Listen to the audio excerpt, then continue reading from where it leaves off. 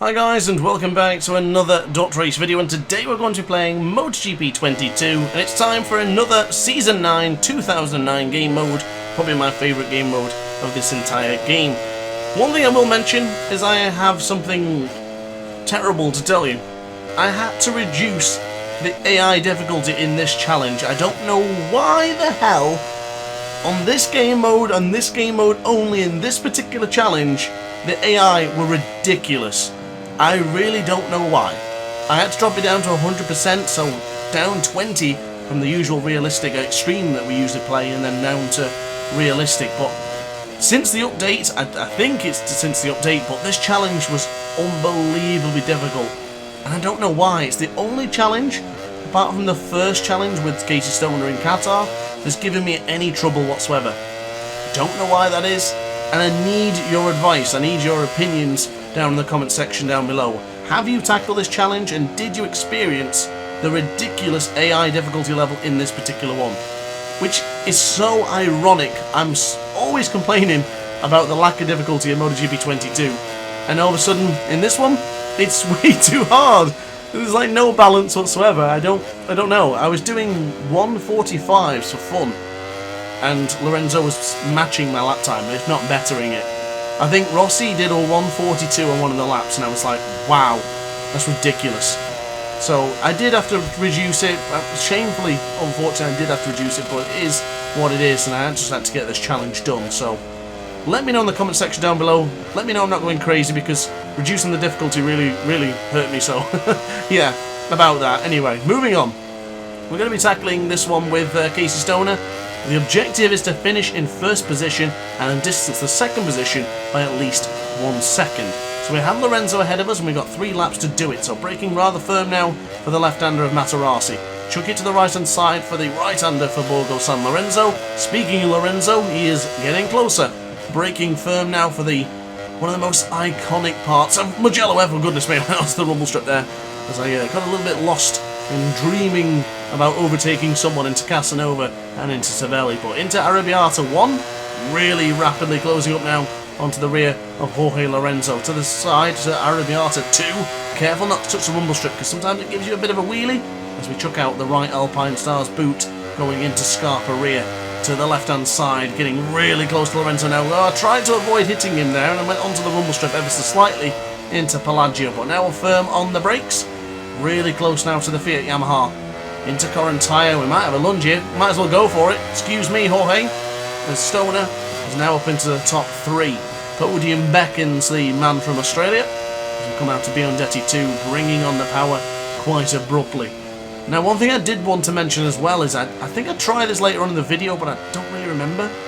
I don't know whether the power setting 3 is glitched on this one. I tried both power setting 2 and 3 in a previous challenge, or at least an attempt on this challenge, and power setting 2 was just as quick as 3. So I don't know whether the issue is that power setting 3 is glitched, or if the AI are just ridiculously tough to beat on this one. Again, let me know in the comment section down below what you discovered with this particular challenge. So coming out of San Donato quite aggressively there, a small wheelie going into Luco as we just touched the rumble strip. I remember crashing there in MotoGP 21 career mode in that very same spot by touching the rumble strip for the left-hand side.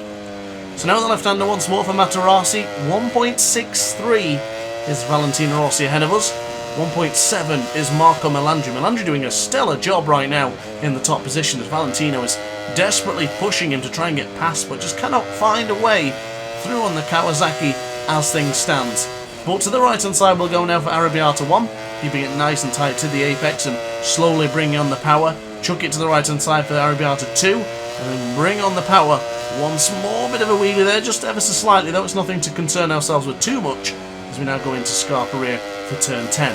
Now for the left-hand side, turn 11, keeping it very gently on the brakes there, because for that left-hand side you don't want to be locking the front, but you do need to reduce the brakes, reduce the power, and by hitting the brakes ever so slightly.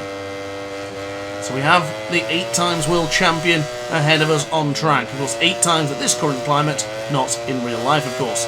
But into Biondetti 2, firing it out now with projectile speed. I think we'll have them.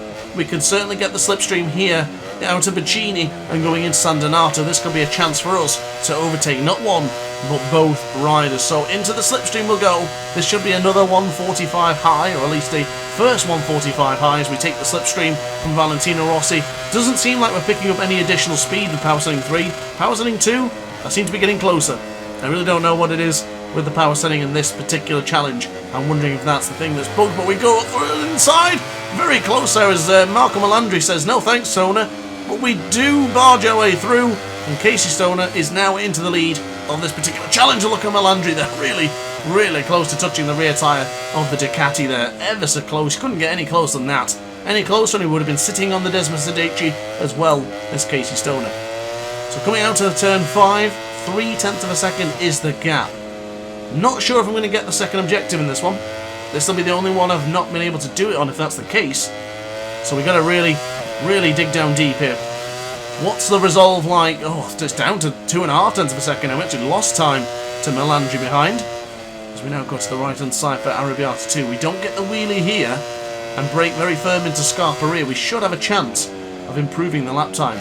I've changed the power setting back up to 3 now because I really can't decide what is better. Power 2 or power 3? It doesn't seem to make a difference in this one. It's all very strange.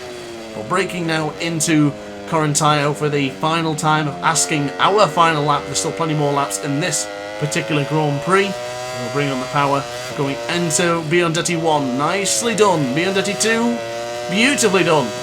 0.7 of a second is the gap. It's going to be down to the line. We're going to have to get into Bacchini and bring on the power. Oh, look at it! Look at it ticking! The tick wants to come on. It's desperate to join us. Oh, it's there now. Is that enough?